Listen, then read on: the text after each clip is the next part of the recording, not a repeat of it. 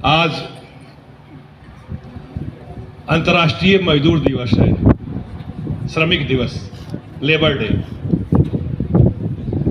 ऐसे मजदूरों की संख्या आजकल भी काफ़ी अधिक है। फेसबुक पर काम करने वाले मजदूर, व्हाट्सएप पर काम करने वाले मजदूर, इसकी तो कमी नहीं है।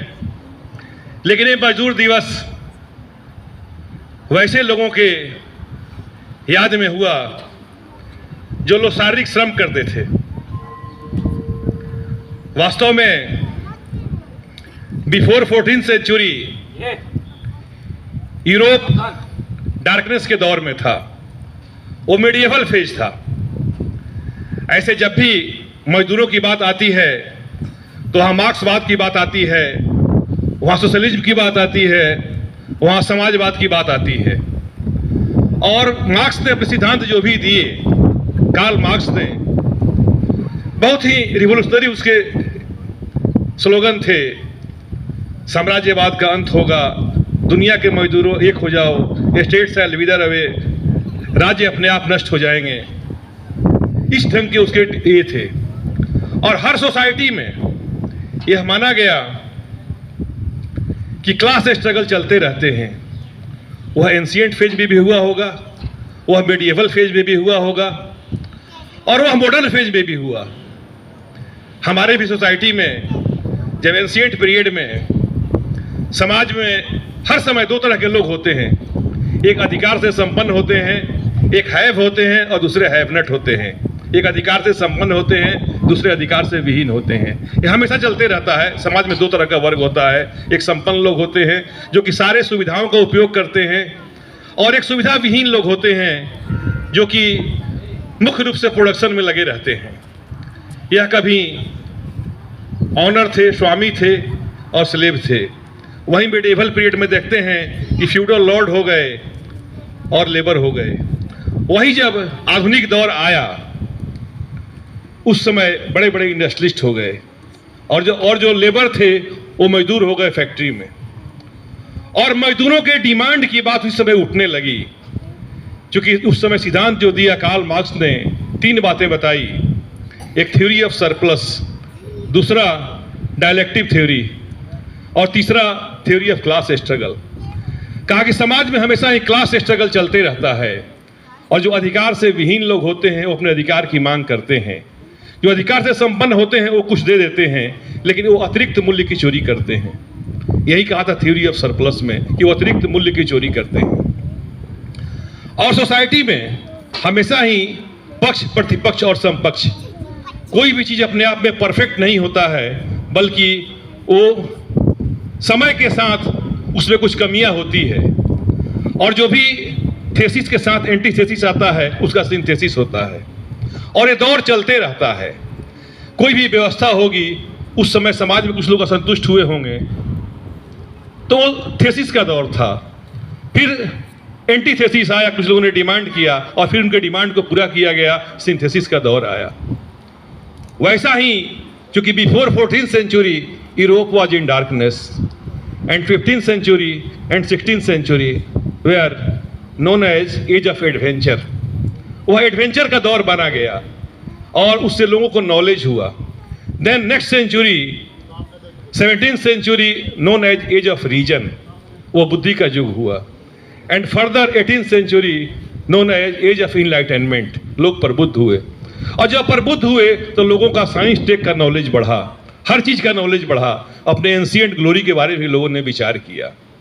और तब जाकर के 19th सेंचुरी में इंडस्ट्रियल रिवॉल्यूशन हुआ।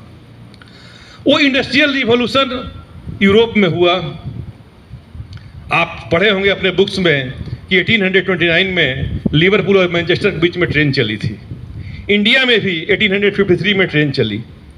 इंडिया में जो first factory modern industry establish हुआ 1854 में हुआ। इसी ढंग से यूरोप में भी डेवलपमेंट हो रहे थे, और यूरोप में डेवलपमेंट हुए। और यूरोप का जो रिलीजियस प्रॉब्लम था, प्रोटेस्टेंट और कैथोलिक, इसको लेकर के बहुत लोग अटलांटिक पार चले गए थे, अमेरिका में चले गए थे, और वहाँ के ओरिजिनल वासी हो गए थे। तो वहाँ भी वही अंग्रेज थे जो कि कुछ साल पहले गए थे, चूँकि जेम्स टाउन में पहली अंग्रेजों की बस्ती बसी थी 1503 में, तो वहाँ पर भी अमेरिका एक डेवलप कर रहा था और बाद में वहाँ ब्रिटेन के लोग रूल करने वाले भी पहुँचे। डिस्टर्बेंस के चलते ही लोग यूरोप छोड़ करके अमेरिका गए और वहाँ भी इंडस्ट्रियल रिवोल्यूशन वहाँ पर भी हुआ, बड़े बड़े फैक्ट्री एस्टेब्लिश हुए। लेकिन 19th सेंचुरी में एक महामानव आता है, वो व्यक्ति है कार्ल मार्क्स। और कार्ल मार्क्स कहता है, नारा देता है कि दुनिया के मजदूरों एक हो जाओ। वो कहता है कि हमेशा इस सोसाइटी में वर्ग संघर्ष चलते रहता है, क्लास स्ट्रगल चलते रहता है, स्वामी और दास के रूप में, सामंत और कृषिदास के रूप में, और आधुनिक काल में मॉडर्न फेज में उद्योगपति और मजदूर के रूप में। और निश्चित रूप से वायलेंट होता है और एक समय ऐसा आता है कि जो भी सर्वहारा होते हैं वो रूल करने लगते हैं, सर्वहारा की सत्ता आ जाती है, जैसा कि बोल्शेविक रिवॉल्यूशन के साथ हुआ। एक कम्युनिस्ट विंग यूरोप में ही नहीं, ये यहाँ सोवियत से ही नहीं बल्कि पूरे कई कंट्री प्रभावी हो गया। पूरे वर्ल्ड दो पार्ट में बट गया, क्योंकि जब इंडस्ट्री बड़े बड़े बैठने लगे और बड़े बड़े शहर बनने लगे, अर्बन डेवलपमेंट हुआ, मजदूरों की स्थिति काफ़ी खराब हुई। मजदूर अपने राइट के लिए भी मांग करने लगे। इंडिया में जो भी डिमांड था हम लोगों के मांगने से पहले अंग्रेजों ने पूरा कर दिया। कारण ये था कि यहाँ के सामान बहुत सस्ते होते थे। अपने यहाँ आप लोग पढ़ोगे कि 1881 में फर्स्ट फैक्ट्री एक्ट आया जिसमें मजदूरों को सुविधा दी गई। 1891 में सेकंड फैक्ट्री एक्ट आया जिसमें मजदूरों को प्रिविलेज दिया गया, सुविधा दी गई। कुछ इसी तरह का उसमें अंग्रेजों की ये मंशा थी कि भारत के सामान जो बहुत सस्ते होते थे सस्ते नहीं हों, ताकि उनके जो भी गुड्स बन कर आ रहे हैं उसको कम्पीट करना था इंडिया में। ऐसे वो लोग इतने भले आदमी नहीं थे कि हमारी की बात सोचते थे, लेकिन उन लोग ये लगा क्योंकि उनके सामान को यहाँ पर बेचना है, यूरोप के सामान को, इससे उनको फायदा होगा।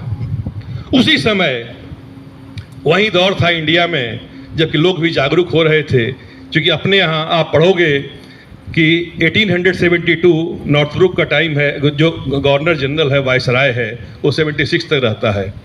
76 से लॉर्ड लिटन का टाइम है जो कि गवर्नर जनरल इंडिया का वायसराय है, 1880 तक रहता है। 80 से 84 का जो टाइम है वो लॉर्ड रिपन का टाइम है जो कि लोकल सेल्फ गवर्नमेंट देते हैं। और 84 से आपको 4 साल के लिए जो टाइम आता है वो लॉर्ड रिपन का, इनका डफरिन का टाइम है, जिस टाइम में कांग्रेस पार्टी एस्टेब्लिश होती है। उसी समय अमेरिका में, यूएस में घटना होती है कि शिकागो में मजदूर जमा होते हैं अपने अधिकारों के मांग के लिए। यूएस में मजदूर अपने अधिकारों के लिए जमा होते हैं और उनका मुख्य डिमांड है कि जो काम करने के जो भी घंटे हैं वह नॉट मोर देन 8 आवर्स, 8 घंटे से अधिक काम करने का समय नहीं होना चाहिए। क्योंकि उस समय जो थ्योरी था ये था कि एक उद्योगपति ही जानता है कि कैसे अच्छा इंडस्ट्रियल डेवलपमेंट होगा, कैसे नेशन का विकास होगा। और लोग मैक्सिमम लोगों को एक्सप्लॉयट करते हैं, काम के घंटे काफ़ी अधिक हैं, तो 8 घंटे से अधिक काम करने का नहीं हो, इसको डिमांड के लिए लोगों ने स्ट्राइक किया शिकागो में और उन लोगों पर गोली चली और इसमें सैकड़ों लोग घायल हुए, 7-8 मजदूर मारे गए। उसी समय आफ्टर 3 इयर्स कई सोशलिस्ट इंटरनेशनल हुए, बीच में भी कम्युनिस्ट इंटरनेशनल हुए 89 में, और 1890 में 1 मई से हुआ कि यह मजदूर दिवस के रूप में मनाया जाएगा। इंडिया में भी उसके आफ्टर 34 इयर्स मद्रास में लेबर यूनियन के द्वारा मजदूर दिवस मनाया गया 1 मई को। तो ये मजदूर दिवस एक परंपरा है उन चीज़ों को कि हमारे मजदूरों को क्या मांग है, मजदूरों को क्या डिमांड है। क्योंकि शासन सत्ता चाहे जो भी आए, मजदूरों का कम से कम इतना तो मिलना ही चाहिए कि अपना ढंग से अपना काम कर सके, अपनी आवश्यकता को पूरा कर सके, अपने शिक्षा को पूरा कर सकें, अपने बच्चों की शिक्षा को पूरा कर सकें, अपने साथ इनजस्टिस नहीं होने दें, अपने जो भी हेल्थ या जो भी प्रॉब्लम है उसको दूर कर सकें।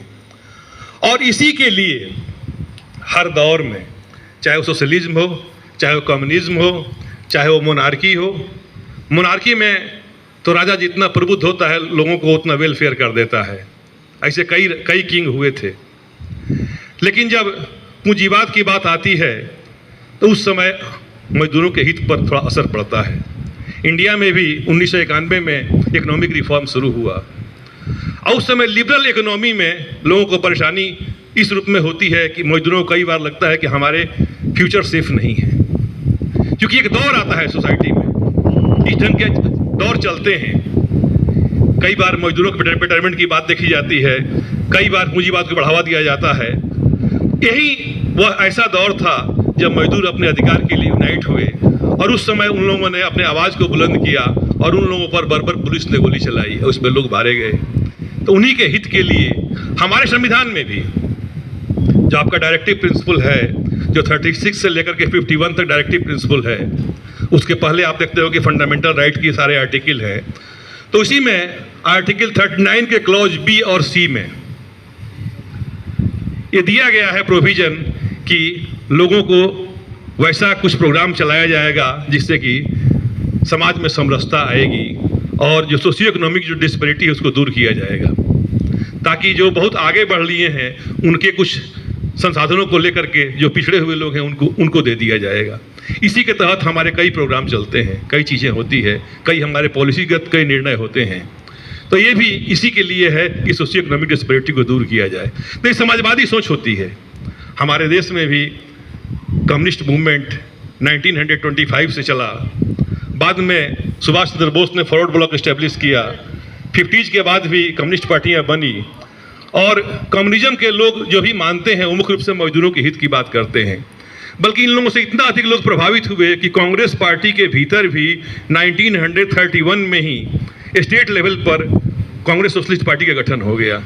34 में पूरे कंट्री के स्तर पर सीएसपी का गठन हुआ, जिसमें कि जयप्रकाश नारायण, आचार्य नरेंद्र देव, मीनू मसानी, अच्युत पटवर्धन जैसे कई लोग थे और इन लोगों ने उस सोशलिज्म की बात की जहाँ की जो भी डाउन ट्रोडन है, जो भी वंचित लोग हैं, उन लोगों के हित को पूरा किया जा सके। तो आज मजदूर दिवस की शुभकामनाएं आपको देता हूँ। इन्हीं शब्दों के साथ thank you, have a nice day.